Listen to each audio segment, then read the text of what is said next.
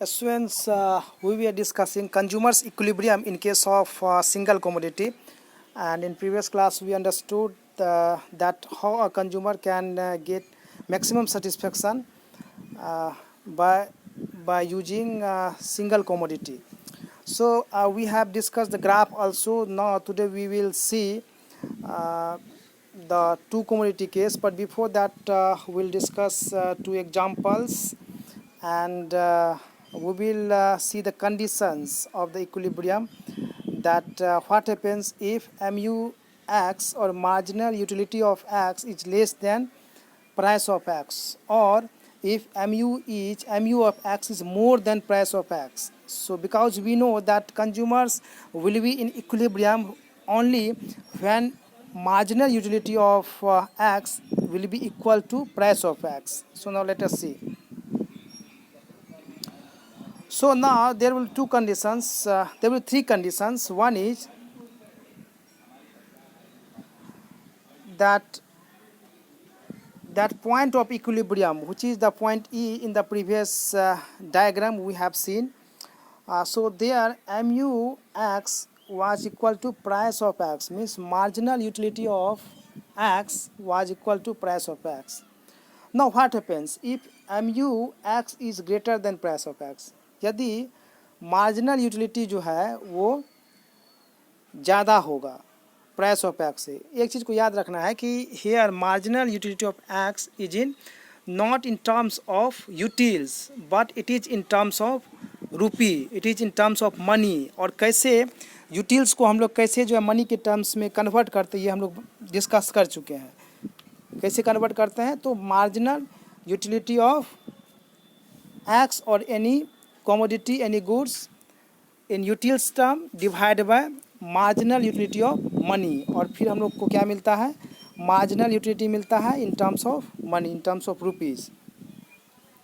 तो क्या होगा if mu x is greater than price of x, यदि marginal utility जो है प्राइस से बड़ा होगा तो क्या होगा, then consumer is not at equilibrium and he goes on buying। ठीक है, क्योंकि यदि मार्जिनल यूटिलिटी ज़्यादा है, जो सेटिस्फेक्शन मिल रहा है गुड से वो ज़्यादा है, ठीक है, और प्राइस जो मार्जिनल यूटिलिटी ऑफ जो रुपीज़ है, यानी कि 1 यूनिट ऑफ रुपीज़ को खर्च करने से जो सेटिस्फेक्शन मिल रहा है उससे कहीं ज़्यादा सेटिस्फेक्शन आपको गुड्स खरीदने से मिल रहा है। तो इसका मतलब गुड्स जो ज़्यादा आपको सेटिस्फेक्शन दे रहा है तो आप ज़्यादा ज़्यादा यूज कीजिएगा। तो इसलिए बोला है कि goes on buying to maximise satisfaction, because here benefit is greater than cost. ठीक है, ज़्यादा यहाँ बेनिफिट हो रहा है क्योंकि जो मार्जिनल यूटिलिटी ऑफ 1 रुपी जो है, 1 रुपया का जो मार्जिनल यूटिलिटी है, जो सेटिस्फेक्शन मिल रहा है कोई दूसरा गुड्स पे ये खर्च करने से, उससे ज़्यादा मिल रहा है आपको एक्स गुड्स पे खर्च करने से। तो इसीलिए ज़्यादा हो रहा है, ही और C by still mu becomes equal to price, और वो तब तक खरीदेगा, तब तक ज़्यादा कंज्यूम करेगा एक्स गुड्स को जब तक कि आपको mu प्राइस के बराबर नहीं हो जाता है। तो जब तक प्राइस के बराबर mu नहीं हो जाता है तब तक जो है खरीदना जारी रखेगा। ये आपको दूसरा केस हुआ। पहला केस क्या था, जब mu will be equal to price, जब mu is equal to price, that is the point of equilibrium. ठीक है, वहाँ पे जो है मैक्सिमम सेटिस्फेक्शन रहता है, उसके बाद चेंज नहीं होता है, इसलिए वो इक्विलिब्रियम में रहता है। दूसरा केस क्या है, जब mu is greater than px, जब मार्जिनल यूटिलिटी जो है प्राइस से बड़ा होगा तो उस समय भी वो कंज्यूमर इक्विलिब्रियम में नहीं रहेगा और वो जो है ज़्यादा खरीदेगा, तब तक खरीदेगा जब तक कि मार्जिनल यूटिलिटी जो है प्राइस के बराबर नहीं हो जाता है। थर्ड केस क्या है, when mu x is less than price of x, then also consumer is not at equilibrium, as he will have to reduce the consumption of commodity x to rate his total satisfaction till mu becomes equal to price, यह reduce होगा। ठीक है ना, यहाँ पे क्या है आपको कि जब तक जो है यदि mu जो है लेस है प्राइस ऑफ एक्स, इसका मतलब ये हुआ कि एक्स को खरीदने में जो खर्च किया जा रहा है तो उससे उसको कम सेटिस्फेक्शन मिल रहा है। ठीक है, और जो प्राइस है, जो कोई गुड्स का जो प्राइस है आपको, वो जो है आपको ज़्यादा है। ठीक है, और जो सेटिस्फेक्शन मिल रहा है वो कम है। तो यदि सेटिस्फेक्शन कम है तो आदमी क्या करेगा, अब जो है गुड्स को जो है खरीदना कम कर देगा, और तब तक जो है वो खरीदना कम करेगा जब तक कि मार्जिनल यूटिलिटी ऑफ एक्स जो है प्राइस के बराबर नहीं हो जाता है। तो वही चीज़ यहाँ पे बोल रहा है। ना टेक सम एग्जाम्पल। अब हम लोग देख लिए हम लोग consumer equilibrium in one commodity case. आप कुछ एग्जाम्पल देखिए। फर्स्ट क्वेश्चन क्या है, suppose the price of N orange is ₹2। ठीक है, एक ऑरेंज का जो प्राइस है वो है ₹2। और आपको याद रखना है कि ऑरेंज का प्राइस यहाँ पे चेंज नहीं होगा, क्योंकि हम लोग जो एजम्पशंस कंसीडर किए थे उसमें हम लोग देखे थे कि प्राइस जो है वो क्या रहेगा, कांस्टेंट रहेगा, फिक्स रहेगा, वो चेंज नहीं होगा।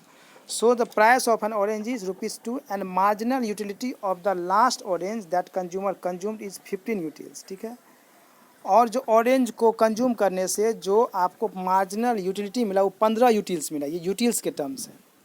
Marginal utility of money is 3 utils, और मनी का जो मार्जिनल यूटिलिटी है, रुपया का जो मार्जिनल यूटिलिटी है वो 3 यूटिल्स है। ठीक है, does consumer get maximum satisfaction और इन इक्विलिब्रियम, क्या अभी जो है कंज्यूमर आपको इक्विलिब्रियम में है या नहीं है। ठीक है, तो हम लोग क्या करेंगे, हम लोग को मालूम है कि कंज्यूमर कब रहता है इक्विलिब्रियम में, जब marginal utility of X in terms of money will be equal to price of X. तो अभी हम लोग देखते हैं प्राइस ऑफ ऑरेंज कितना है, ₹2 है।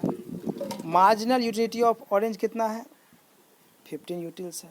मार्जिनल यूटिलिटी ऑफ मनी कितना है, 3 यूटिल्स है, ये दिया हुआ है। So MU of orange in terms of rupees equal to 15 divide by 3 equal to ₹5। अब चूँकि जो है ऑरेंज का जो मार्जिनल यूटिलिटी दिया हुआ है वो आपको यूटिल्स के टर्म्स में, इसको हम लोग कन्वर्ट करेंगे रुपीज़ के टर्म्स में, तो 3 से डिवाइड कर देंगे, जो मार्जिनल यूटिलिटी ऑफ मनी है उससे डिवाइड कर देंगे। तो ऑरेंज पे कितना उसको मिल रहा है, मार्जिनल यूटिलिटी सेटिस्फेक्शन कितना मिला, ₹5 के बराबर मिल रहा है। बट कंडीशन ऑफ इक्विलिब्रियम और maximum satisfaction is MU is equal to price. ठीक है, तो here MU is 5 and price is 2। प्राइस यहाँ पे ₹2 है और MU कितना है, ₹5 है।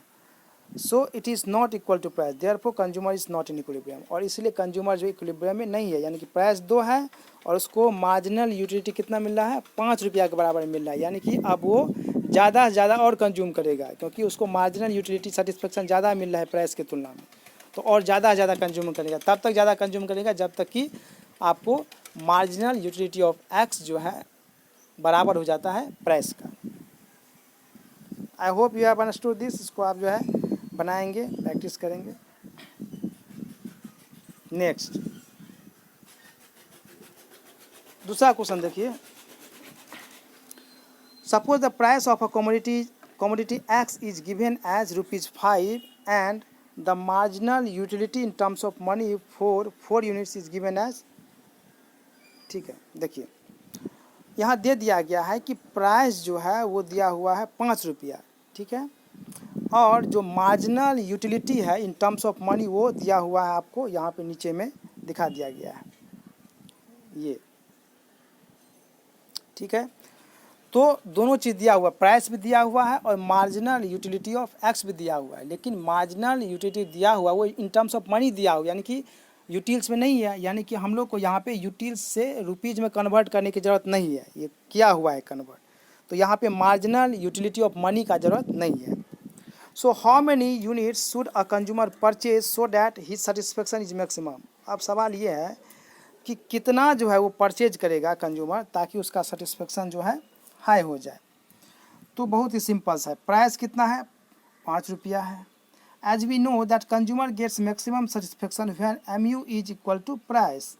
ठीक है, कंज्यूमर को मैक्सिमम सेटिस्फेक्शन कब मिलेगा, जब आपको MU जो है प्राइस के बराबर हो जाएगा। So when consumer consumes 4th unit the MU is ₹5।